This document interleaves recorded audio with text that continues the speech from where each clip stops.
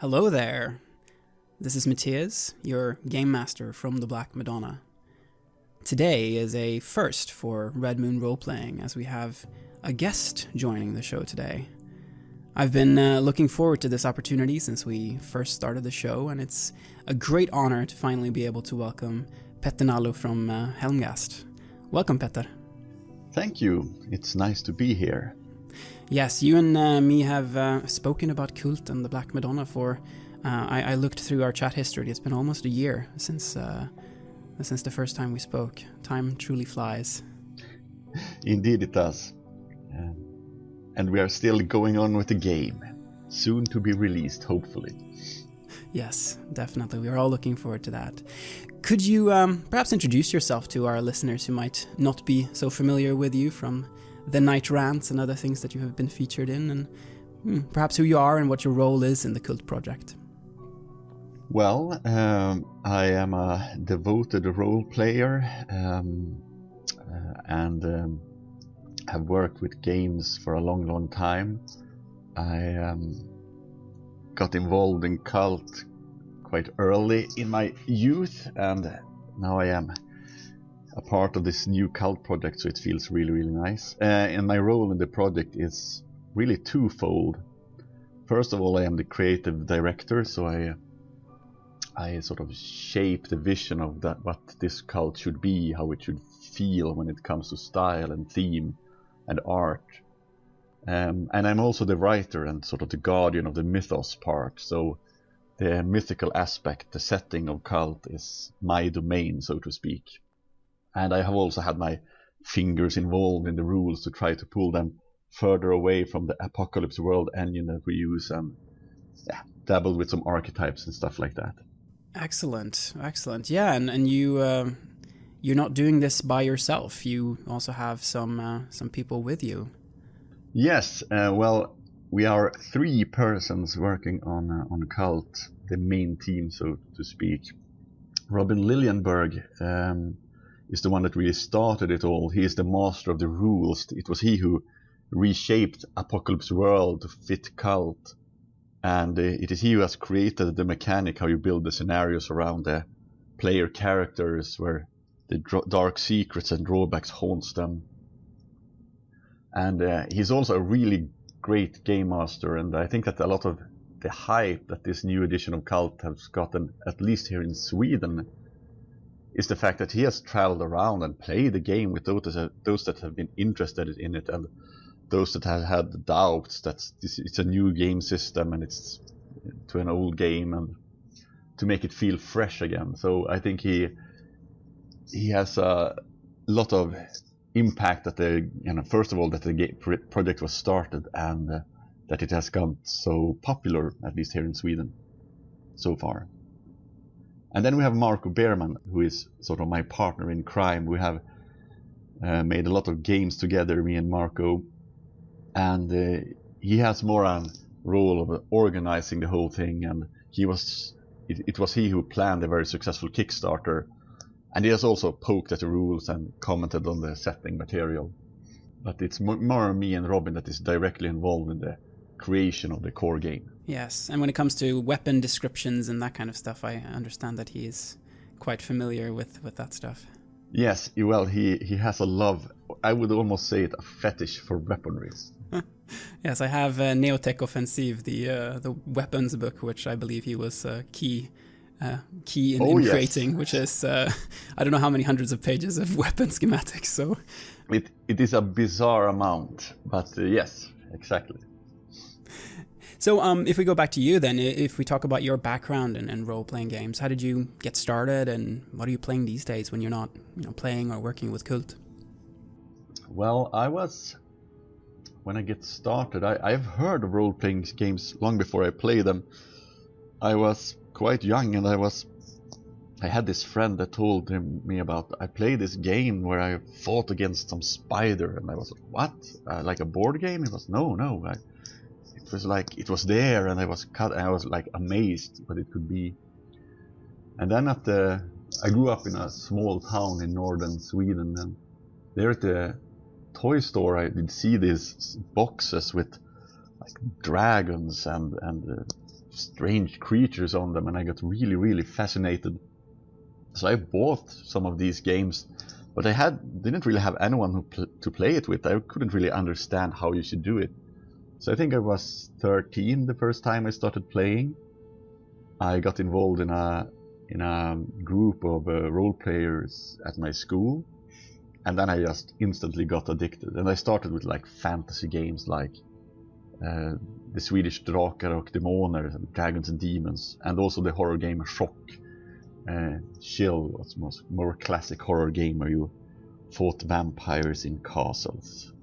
And right now I'm actually game mastering a KULT campaign here in Umeå, where I live for the moment. And I'm also introducing people to some extreme forms of culture gaming in a Swedish role-playing game called Eon.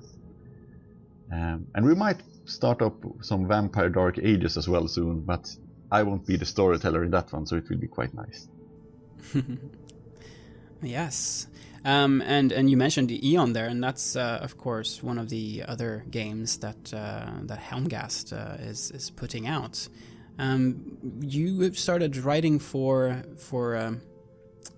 Eon and for Helmgast, and I guess it was Neo Games before. When did you actually begin to sort of write professionally, so to speak? Well, I started to write as a freelancer. I guess it was in like 98 or 99 for Neo Games. But it was in 2002 I was employed by them, and I worked there for 4 years. So at that time I was the only person in Sweden that worked full-time producing role-playing games and packing boxes with books that would be sent out to stores. And then I worked mostly with Eon and this more gritty fantasy role-playing game.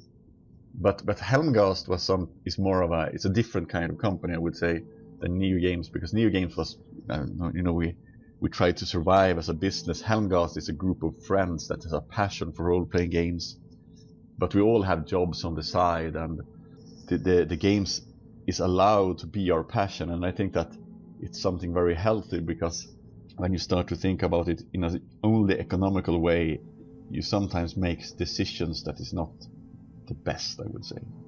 Yeah, it can sort of kill the fun in it a little bit, to be sure. Exactly, you get stressed. You know that you need to release a book so that you get money enough to pay your salary and pay the artists and pay the freelancers. And if you're doing it full time, then you have to get that money to feed your kids and your family and all that as well. So there's a lot of stress then. Exactly. So I think that it's. Helmgast has gotten more and more professional during the years, especially with KULT. But I think still that we are in a quite good situation where we will allow the passion to have quite a big room, so we're not stressing things out. That's very good. It sounds very healthy. So if we talk then about Helmgast, what kind of games do you make? Is there a particular approach that you take to the hobby, to tabletop role-playing games? I would say that Helmgast, we are a group of friends, so it's more of an umbrella company where we can publish our games. It would be quite extraordinary if we would forbid someone to publish a game through Helmgast if it was their passion. But we have, of course, we have this idea that we want to make things in a little different way. So we experiment with genres. So we'll have a upcoming cyberpunk role-playing game called Neotech, a new edition of that will be completely different from all the previous editions, and I haven't been involved in that at all, but it looks really fun and amazing. And of course we have Eon, that is sort of a really bizarre game. It has existed now for more than 20 years in the same setting with you can still use the same books from the first edition to this new edition, and we're starting to explore the world. It's almost like some mad project where we can try to understand the world, history, and how everything works. So yeah, I don't know. We make the weird games in some sense, I would say. Not indie style, but we are weird in a trad way, I would say. Yes, and I think Eon is one of the most interesting Swedish games that I know of, just because of the depth that you go to when it comes to the world, and the depth to which the fans of the game go to when it comes to, you know, putting details in there. I've seen threads on forums that talk about the exact depth of a certain lake in the game, or talking about how to make you know, what recipe to use to make soup in the game. And it's really exciting to see that level of detail in a role-playing game. Yeah, I think it's interesting, but I think it's sort of shaped by the characters that write for Eon. I mean, the people that write for Eon are like professional historians, archaeologists, people that study religion, civil engineers that design the magic system. So we have a lot of sort of academia in Eon that tries to make the world fit together. Like, if this would be a real fantasy setting and things really should work, how would it be? And that's also sort of, and also that we don't have a clear premise how you should play the game. So it's not of course that is also a big hindrance to some people, but we don't say that you will need to play adventurers going to dungeons and kill monsters. You can play farmers, or you can play tradesmen, or a knight, or you can play people going on a pilgrimage, and it sort of allows for all of that. So that's also why we have some very interesting play groups and campaigns. Yes, definitely. Well, let's go back to KULT then for a minute and talk a little bit about how you got started with this. What made you want to take a stab at the KULT franchise, and what vision did you carry with you into your interpretation of the franchise? Well, first of all, I've always loved KULT. It was one of the game that sort of changed everything for me. It was I realized that there was a completely different world out there. It was almost like I could look through it and see a lot of like works, like books by Clive Barker that I hadn't read at the time, but I could sort of understand that there were some really dark aspects out there. So it was a game that was very important for me as a person, I would even say. But it really started with me and Marco met Robin a couple of years ago, quite many years ago now, and he had moved to Gothenburg where we lived.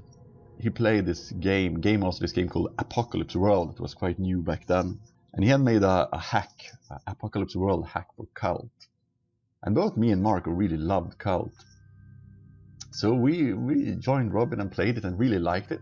But it wasn't like an idea that we should do something with it. And Marco moved to Stockholm to start another job, and me and Robin continued to play, and I got more involved, but not as a writer, but I started to do art for the KULT hack. And it was written in Swedish and called The Prisoners of the Illusion. And we really wanted to make a great hack that we could have online for everyone, because we really wanted like people to experience KULT in that way. And it sort of grew from that. Robin wrote more and more of the rules and created several archetypes, and I made art for them and some mood art. And we started to feel that this feels fresh and new. So me and Robin put together a presentation of what we wanted to do with the game, and we contacted Marco, since he is a man with connections and great when it comes to business in general. Together with him, we sent it to the ones that held the license and said, we would like to make this as the new KULT. We hadn't had a new KULT in several years. And they said yes immediately. It was like we met them in Stockholm and they say, sure. I mean, we had the artworks and we had rules and we had everything. So that's how it started. And the vision was to, when it sort of got real, was to create a modern take on KULT. A KULT with a completely new set of rules that was not burdened with the sort of feel of the 90s, where the stories revolved around the player characters. And here Robin was really vital, because he made a system, just like in Apocalypse World, where you built the story around the player characters. And it just felt so right. It just felt as it was the way it should be. And for me, I wanted to bring KULT back to its origin, like the first Swedish edition. It had something raw and beautiful to it, the thing that blew my mind. So I don't want to speak bad about later editions, but I felt that KULT sort of got diluted as the editions went on.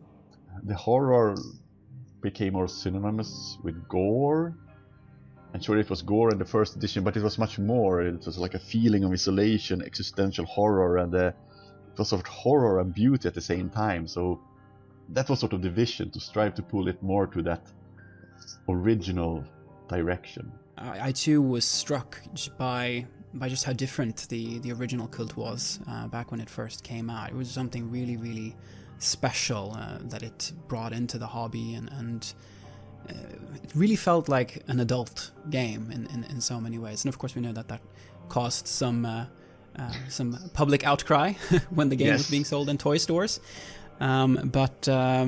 But yeah, I also agree that the later editions did lose a little bit of that. And I think part of that was, I guess, intentional also to make it less controversial and to make it maybe more easy to sell and less open to criticism. Exactly, but I think that, and I understand in a way why they did that, but at the same time, if you remove the edge of the sword, it isn't really that interesting anymore. So I think that by removing the edge and the sharpness and the things that sort of fascinated people, I think they clearly lost something there.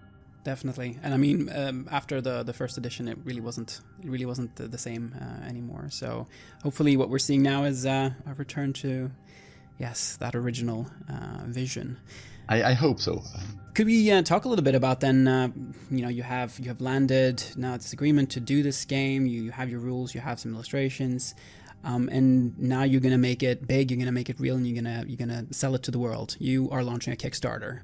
How was that process, and what has happened since that very, very successful Kickstarter? Yeah, well, the Kickstarter went beyond expectation, and I think that, of course, Marco was holding it in his firm grip, and he has a good insight in handling Kickstarters and knowing what to present to the crowd. And we made sure we had quite a lot of art and things to show, and we could explain the system and what we wanted to do with it. And we realized that there was a hunger for KULT out there. People really, really wanted the game. So it was very, very much more successful than we thought. So that was a good thing. Of course, we promised a lot, and we unlocked more and more things. Like, we will do the Black Madonna, and we will release Taroticum, and we'll make a tarot deck that you do. And so we are more than a year delayed now, but we are really at the last phases of finishing the game. There's a few things more left to lay out by our art director Dan Alistrand, who is a really sort of famous people in the Swedish role-playing game scene. Oh yes, and a really talented person when it comes to layout and style. But we have the core book, the Black Madonna. Some of the scenarios are all in PDF and out amongst the fans, so we can gather feedback, and we will, find the errors and the strange parts and fix them and update the document so we can send them to be printed quite soon, I hope. I will not say a date or a time, because I have learned from experience that is never good. But it has been really good to be able to sort of send out the game to the backers, even as a PDF, because we have had really, really positive feedback. And so we have a great comfort that we have created a really good product. Of course, some are upset that we haven't released the game yet, but soon, we will soon be there. And I am like, it must be. Sure, we should hold what we have promised, but we want a game without... We don't want any errors, and if there are some errors, it should be minor only. I think that's a really good approach to take to really ensure the quality, having backed a number of Kickstarter projects where some of that attention to detail has perhaps not been there because of, really wanting to follow the deadline more than anything else. I think what you end up with then is a product that you're ultimately a little bit disappointed in. I mean, it's tough to wait for something nice, but at least if you're waiting for something good, then at the end of the day, you'll still be happy. So I think I speak for quite a lot of people when I say that definitely ensuring that quality is a good approach. And you have put out the PDFs, which have allowed us to play the game. I mean, the quick start rules have basically given us the possibility to play more or less the entire game. There's a lot of information you're missing, of course, but rule-wise, you really have what you need there.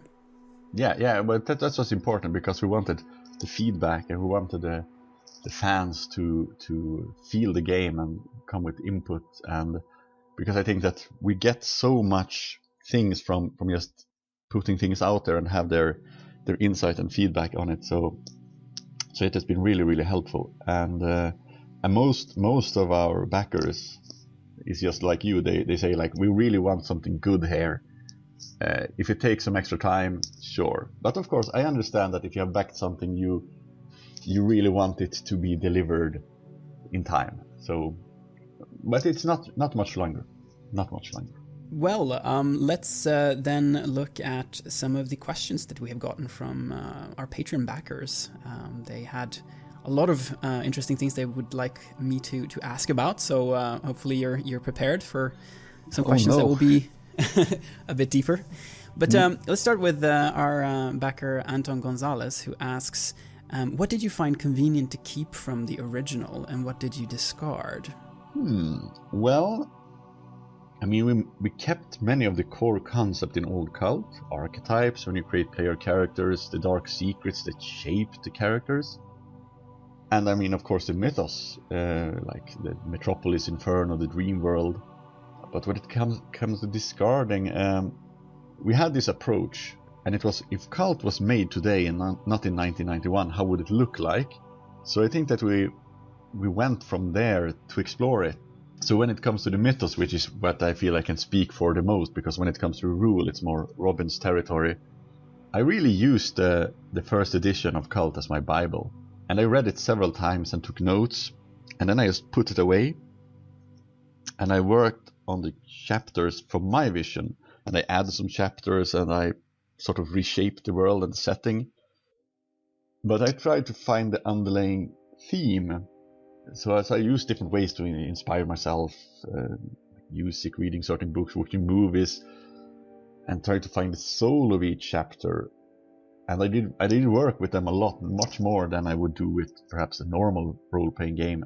And I rewrote them and threw some away, and I also sent them one by one to Mikael and Gunilla, the original writers of KULT, just to get their feedback. And most of the time they didn't have anything but the positives to say. I also got feedback from others, of course, but I think that when it comes to what we keep and what we discarded, it was sort of I rebuilt it from the basic ideas, the sort of the soul in old KULT. I didn't want to just use the old text and rewrite them, or just, put in some new sentences here and there. I wanted it to sort of shape it from the start, give it a completely new rebirth. So in a way, I would say that KULT Divinity Lost is the farthest from the original, but at the same time closest to it. And I think I'm sort of a bit blind, so I can't really see what has changed. I guess I need to sort of, because I'm living in the Divinity Lost universe a lot. I try to stay close to the core, and some of things just that felt that they didn't fit just fell off naturally, I would say. Yeah, and I mean, having, as part of preparing for the podcast, I went through all the old material and of course also read all of the new material, and it feels similar in so many ways, and it feels like it's sort of coming from that same place, and the mythos it feels very much intact, and then a little bit of this 90s stuff is of course transported into our time, but it doesn't feel like it's radically different. I think primarily my view would be that it has, the rule system is obviously the biggest change, where we've gone from a very sort of traditional kind of BRP-ish system to something much more modern and much more focused on really storytelling rather than rolling dice. So I suppose it's more on that rule side really, where at least I could feel a big difference. When it comes to the mythos and the general feel of the game, I think you've done a good job in keeping it true to the original. So well done there.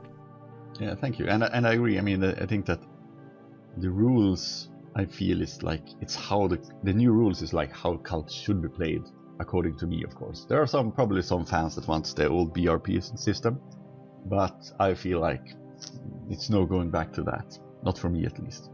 One thing that we can relate to this is the next question that Anton asks, which is about I think you've gotten this question in the forums also a few times, which is about the old and the new mental stability system. Because of course, mental stability was a key part of the original game when it comes to, awakening. It was basically you go in either extreme and you can find sort of the awakening there. And now we have a new system. And what Anton says here is that he likes the new one more, but he did find the old one evocative and suggestive at the same time, albeit impractical. Were you involved in the conversations around the stability system? Yeah, since it's so tied into the awakening, sure. Well, I think that the old mental stability system was clearly a part of KULT that people really remembers. And I agree, it is an evocative and sublime and really sort of awakens your imagination, and that is important. How you sort of follow the two paths of extreme that leads to enlightenment and awakening. But the thing is, no one could really use it.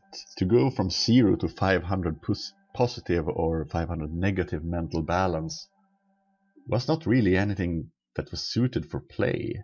And I also think that the two paths, that one light and one dark, you can perhaps call it good and evil, but sort of like order and chaos. I don't really think that it fits that well with sort of the KULT mythos and the human soul and the illusion that we have only two ways to exit our prison.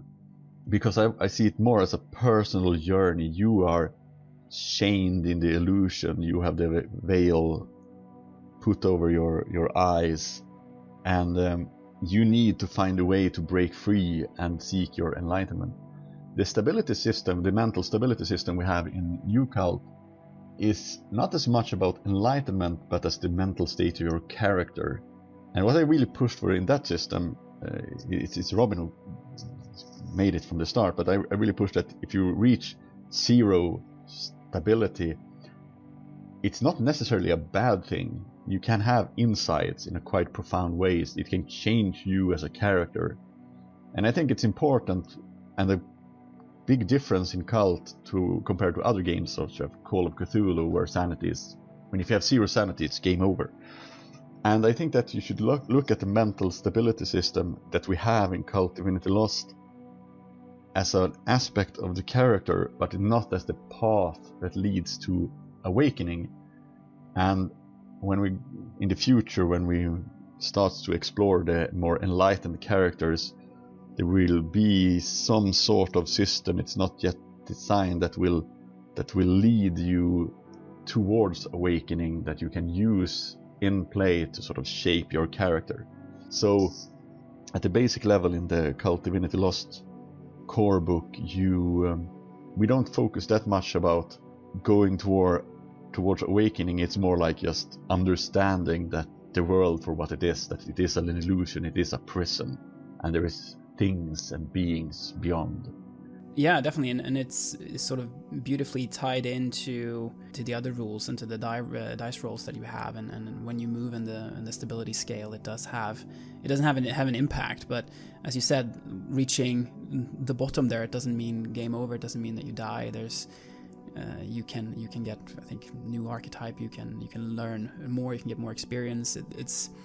It's just a part of the journey, and that's what we felt towards the end here of the Black Madonna, when both characters were really hovering around there, and it felt natural, and it didn't feel like something you had to be scared of. It didn't feel like it was something that you have to try to protect yourself from, create a lot of extra time with your personal relations to like boost up your stability. It didn't really feel like that. It felt like, yeah, this is just part of the journey, and something that can help create an interesting narrative. So we've quite enjoyed the new system for sure, and I agree also with your observations on the old system that it was very interesting. It was sort of thought-provoking, but yes, practically speaking, it was very, very difficult to use. So yes, let us cherish the memories of it, but let us not use it anymore. No, I think it's a really good and interesting concept, but I think it's what it is. Yes. Anton finishes here with a question on, he says that he really likes how the background has become more consistent. Can you talk a little bit about your creative process in changing the scopes of the higher powers and their relations with each other? Oh my, how much time do you have? Well, yeah, this is actually, as you asked before, a tie back to that, what has been changed. In the first KULT, there was a meta plot that was sort of a part of the meta plot I felt was a bit, I don't want to say weak, but it was a little bit strange to me. It was like that Astaroth, the ruler of Inferno, wanted to sort of conquer the illusion by sending his damned legionnaires there, and it felt really strange, because it's like you can't really occupy our prison. Yeah, it was weird to me. So when I worked with the illusion and the idea about what the illusion was, I wanted the higher powers to be very much tied into the illusions, since they are the ones that imprison us. So when I started to work with the mythos, I first focused on the archons and the death angels, and tried to define exactly their role in the imprisonment of mankind. And I used what was in old KULT, but also went back to the Gnostic text and the Kabbalah, and to see the function of the Sephiroth and the Qliphoth. Since the Demiurge created the archons, and they are sort of the cogs in the machinery and the chains that keeps us imprisoned, I started to focus on sort of the principle that the Demiurge infused in each archon. So if you have like Kether, he has hierarchy as a principle. Kether exists and influences where it's strong hierarchical structures, like a powerful leader that rules all. And this is where he gains power, and this is how he imprisons us. And it can be in a company, or it was in the back in the days it was in the feudal system, but it can as easily be in the schools with a strict headmaster, or a clear leader in a group dynamic, or a family patriarch, so to speak. So I just wanted them to sort of feel that they flow and tied into everything, and that's sort of the important thing that I try to lift up and really focus on, that the principles are everywhere in every aspect of our life. Like Gebera, the principle of laws, it's of course strong in societies with strong laws, but can also be rules within a small group or a community. So I just wanted to have the feel like, that existence, as our existence change, some archons grow in power, others get weakened. And like Tippereth, the archon is very strong now, as we are very self-obsessed and distracted by shallow things like beauty and internet and smartphones. And also working with the shadows of the archons, their principles shadow. So you have the death angels. So if you have Bina, that is community, family, collective, the group, you always has its shadows, the ones that is not part of the group. Then you get Sathariel, the shadow of Bina, the principle of exclusion, the outcasts, the lonely. This is interesting because I have started to sort of see these principles. I've been too involved in the game, I guess. So you can sort of see like, oh, okay, here Gebera is strong, or here Sathariel has his influence. And then it becomes very natural when you start to create stories with different themes. You can sort of start to see where the higher powers ties in. Where are they strong? What powers are strong with each other here? And I also want the higher powers to feel abstract. They are ideas. They are ideals. An archon is sort of an idea, an ideal. They are invisible strings that is attached to us, and they are sort of what weaves the illusion.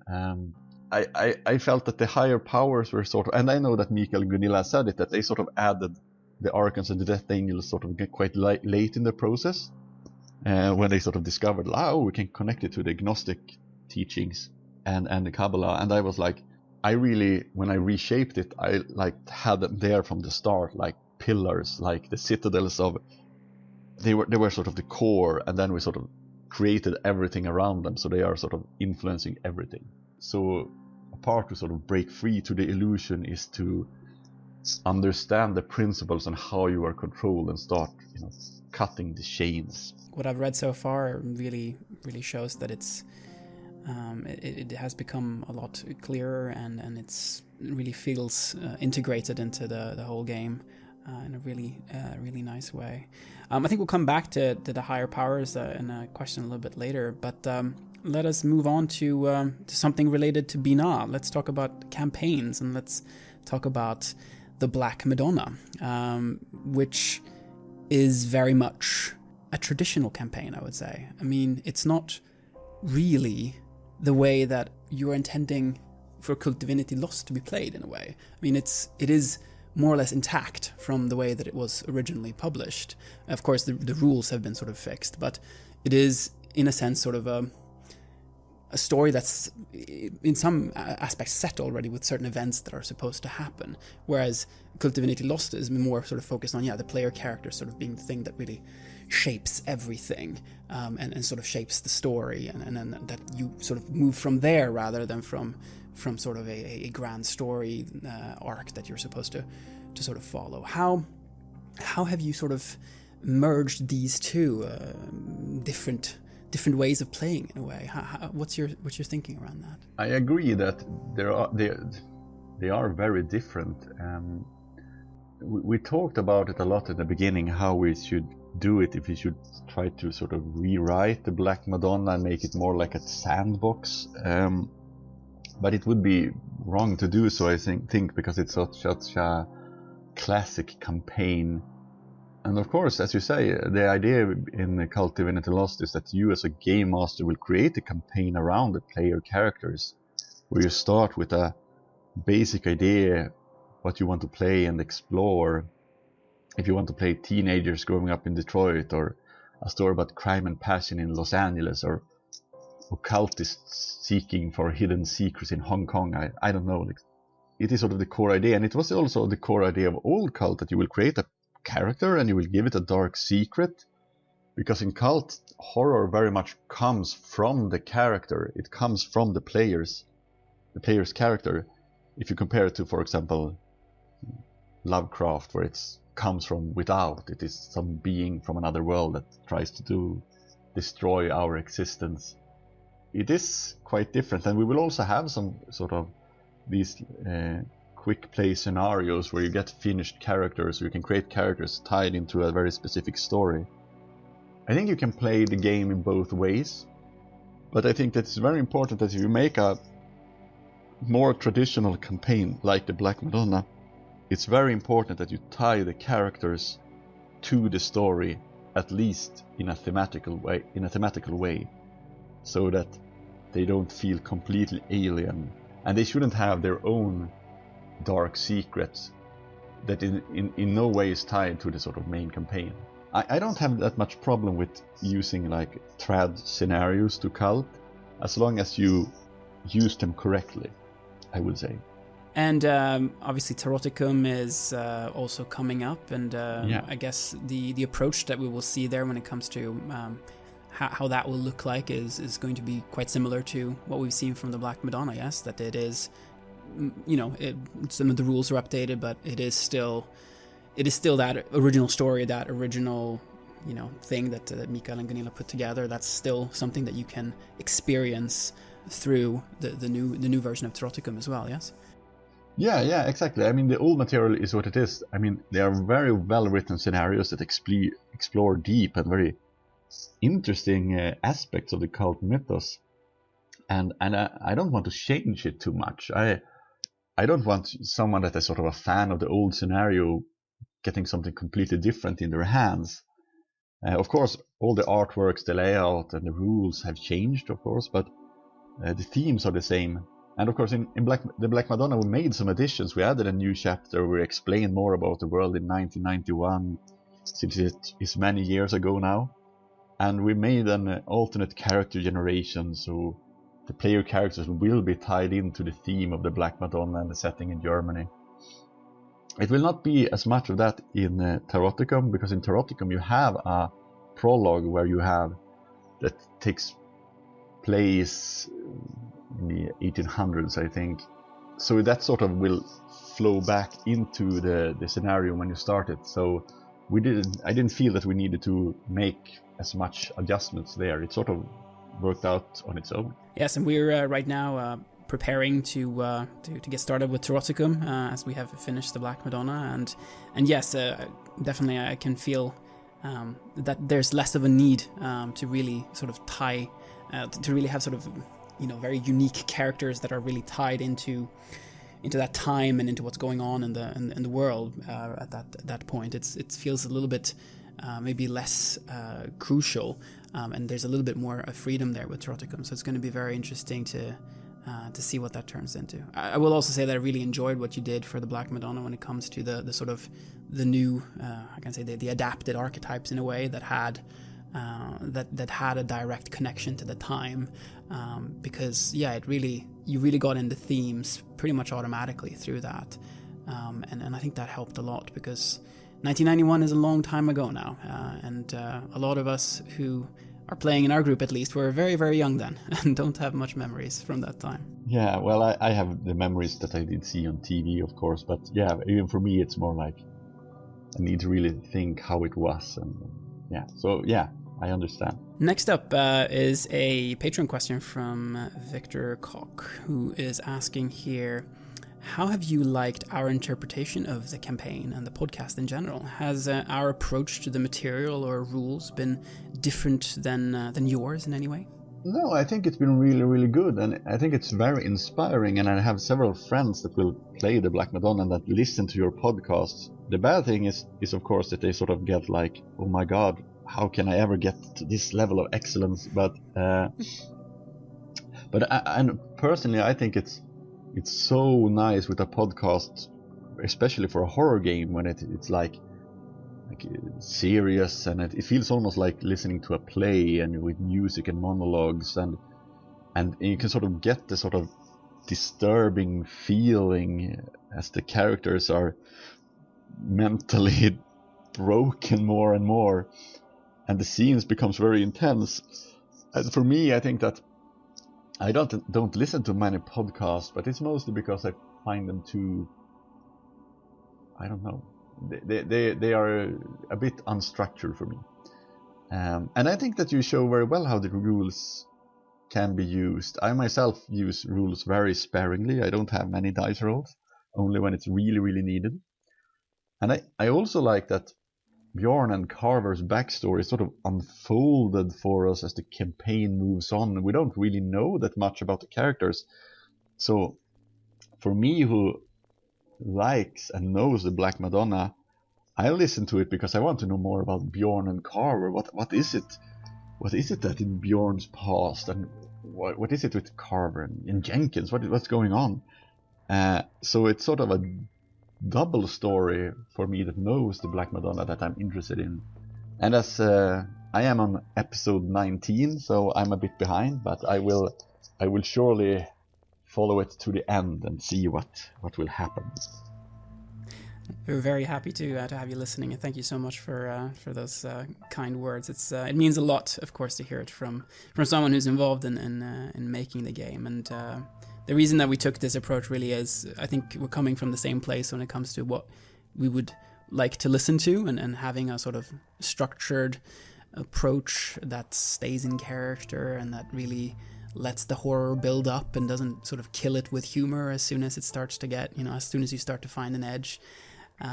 That's really what we wanted to create, and I'm happy that that's come across.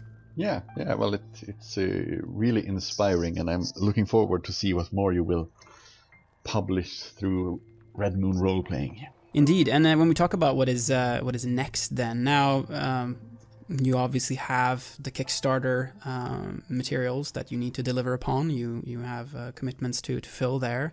What is next? What do we have coming up later? Obviously, you don't have to announce anything specific, but any hints of what we may see? Well, we have some things planned, and some of them are already in the making. We have a setting book. It will be somewhere in the US that is sort of spearheaded by Matthew Dawkins, a very talented writer who wrote quick play scenarios for us. He's the Gentleman Gamer on YouTube, and he sort of has his own team of writers that will write a setting book where you build your campaigns, and it will be something dark and extraordinary. And of course we're looking to make a book that is more about playing enlightened characters, that is more on Robin's table. You know, those that have started to understand the nature of the world and the illusion as a whole.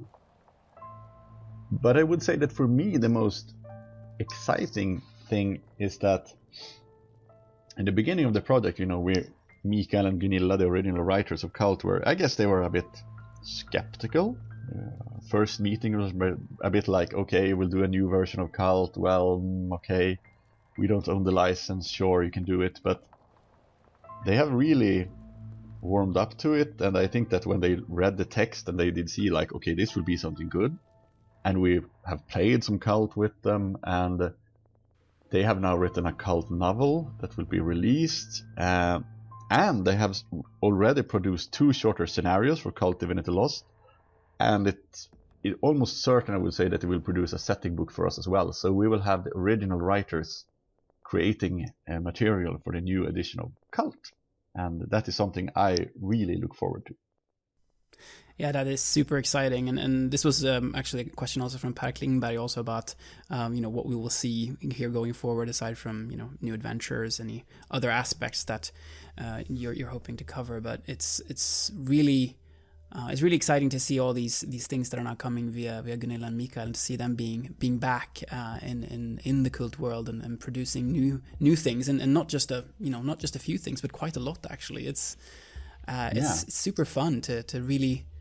It really feels like we're back at the core idea for the project, and it's a really great time to be a KULT fan.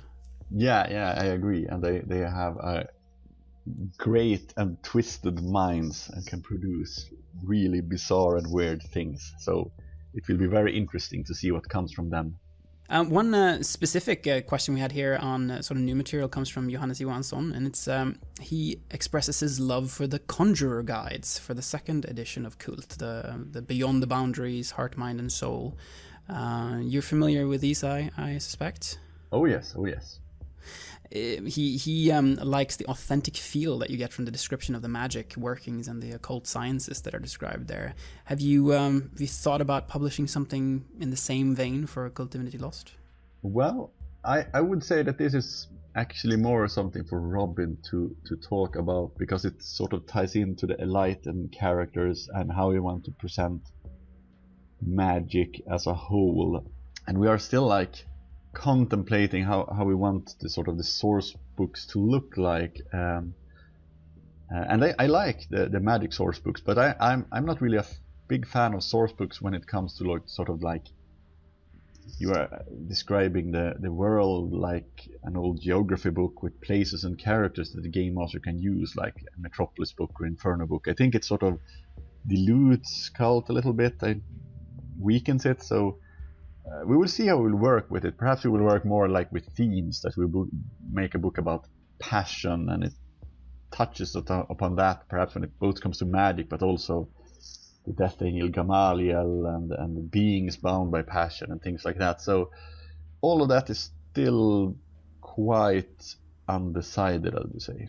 Another question here from Per Klingberg is on, I think you touched on it a little bit, on these awakened characters, on enlightened characters. And because, I mean, my experience playing KULT sort of growing up was that usually the way KULT works is that you play characters that have an inkling that something is weird about the world. They investigate it. They find out that, oh, well, shit, there's the world is not at all like what I thought it would be. And then it sort of explodes in this crescendo of gore and Nephrites coming to claim the characters. And then it sort of just stops there. You never really move past that. You don't reveal anything else. You don't really reveal the secrets, and you don't really work with, like, there's sort of an implication that you could be interacting with these higher powers, that they existed. You could almost like talk to them. But I have never played a KULT scenario where you have done that. It's never sort of reached to those levels.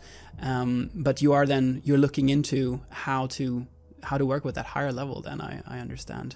Yeah, I mean, I am much like, for example, I think that there are different levels you can play KULT upon. Mikael and Gunilla, for example, they are quite extreme, I would say, and like they are, going into other worlds and a lot of strange beings and what people associate with cult. Myself, I am much more like down to earth, and perhaps you like peek behind the illusion a little bit. It's more like the uncanny. But the thing is that when you are making a game where you play these enlightened characters like John Constantine or something like that, or a child, one of the children of the night, or magician and things like that, you really need to sort of change how the game is played, because then it's not a really personal horror game.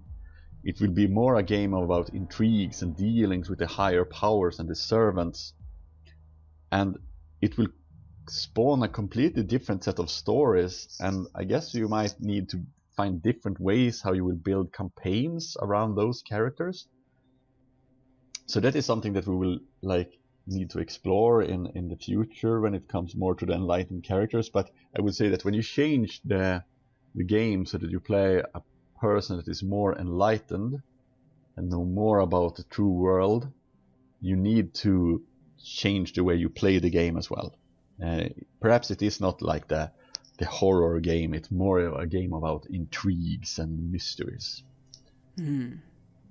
It sounds very interesting, because I think that has been a sort of untapped potential so far within KULT to work with that layer as well, because there's so much content there and so many interesting kinds of higher powers out there, and I think I really loved Anders Fager's new book, the For Goddess, and sort of how he, not to spoil too much there, but obviously we have a higher power that's very much speaking in that book, and that was really eye-opening to me, and really I think, inspired me to think about ways of using the higher powers in the future, because they can be very interesting components in a story, not just as some faraway thing that maybe you get a glance of, but perhaps more than that. But as you say, perhaps the game needs to change a little bit then.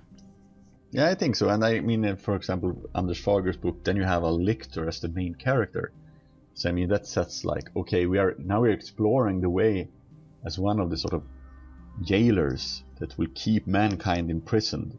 You don't have an eternal soul. You are a creature that if you die, you are completely destroyed. And you are bound to one of the higher powers to do its bidding. I mean, it's a completely different kind of game. And so I think it's really interesting to explore it. I think the danger is that it becomes like a superhero game. So you will really be careful about that.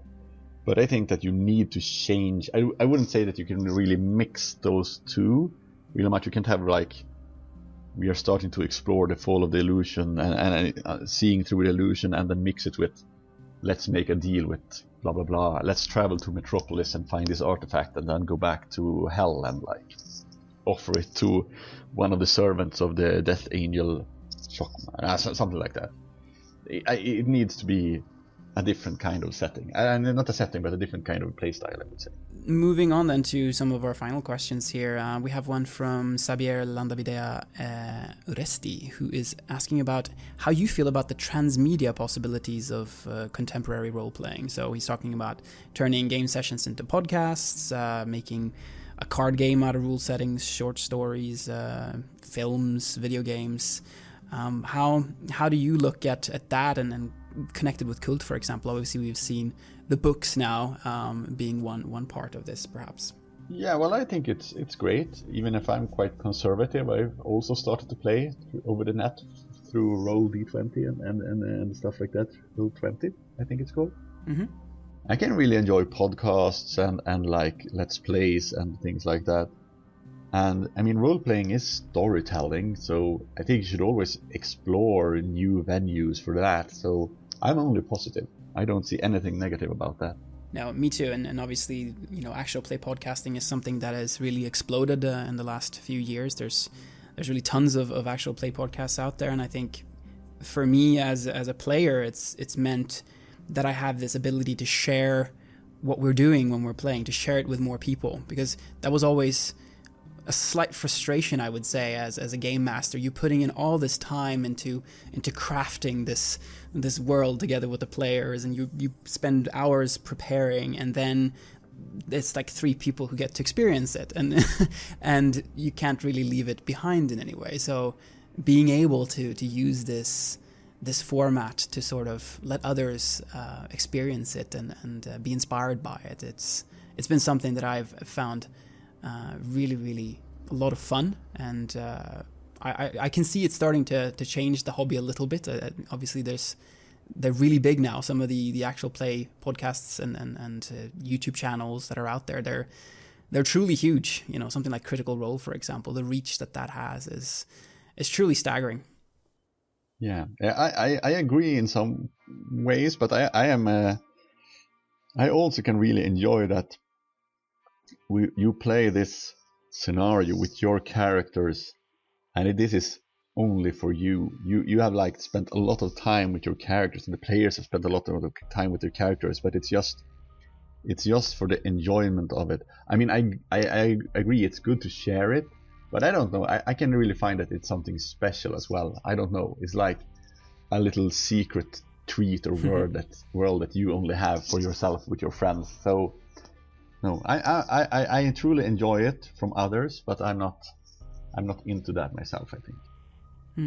Now, there's something, of course, very also precious about having that unique experience that you share with a small group of people, and you guys are the only ones who've had that. In a way, that's also, there's something really precious about the uniqueness of that experience as well. So I think it's I think both can be valuable in many ways. It is cool that there's the ability to share it now. That certainly was not a possibility in the 90s. So technology is changing things, and hopefully it is for the better. Hopefully it also allows us to spread the hobby to more people who might not otherwise be exposed to it. Because I think that maybe that's the way I was introduced to it was through friends. It was a friend that introduced it to me, and I guess it was somewhat similar for you as well, right? Yeah. So if you don't happen to have that friend, it becomes then a little bit difficult to get exposed to the hobby. If none of your friends are into it, how do you find it? But now it's so much easier. Now you can actually see other people playing it, and you can get an idea of what it is, even if there's not any role players living close to you. So to go to Xavier's question here, that's something that I see as being a very positive thing. Yeah, I agree. And I think this touches also on his second question. You talked here about how does it impact your work of introducing new and old players of KULT into the new setting and rules, and how have you used technology, used the internet to get a wide reach for KULT? Because I mean, I know you've done things like the night rants, for example, was something that you did, and then we've worked together a little bit here on Red Moon role playing as well. Do you see other things that you would like to do to sort of reach out using the power of the internet? Anything that strikes your fancy there? Yeah, well, I think, the internet helps a lot. I mean, for example, if this player don't know about rules, or there are questions, they can go to the forums, or they can watch Let's Play, or they can just email and ask, or send messages and ask. The night rants was something I've never really done before, but I felt that during the Kickstarter I wanted to sort of show that the new view of a cult, and I did some more, but I never put them up online. It was just, I don't really know why, but I think it's the internet is very, very powerful in that. But I also think that as a creator you should also take a step back, and I don't know, I think you can lose something when you're saying that this is the way you should do it, because when players explore it they can find something completely different. So I think the internet is great, but I am not that much of a persona myself. I like to sit in a dark room and create things, and then people can take them and play them, and I'm happy with that. That's awesome.